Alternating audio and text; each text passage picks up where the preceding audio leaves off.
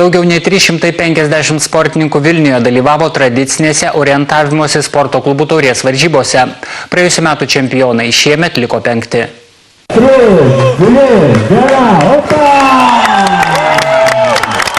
Lietuvos čempionate dalyvavo 35 klubų atstovai. Komandos įveikė 5 etapus.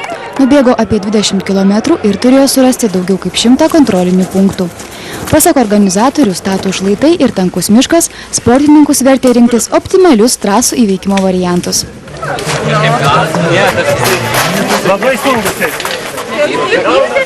Varžybą sėkmingai pradėjo Alytaus Dainavos klubo sportininkai, tačiau vėliau jie turėjo užleisti lyderių pozicijas.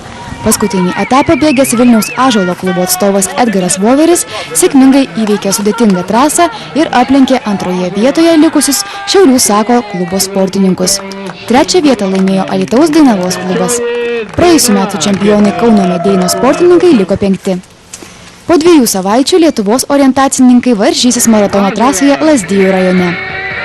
Asta Žukaitė, Ramūnas Grumbinas, Sport 1 žinios.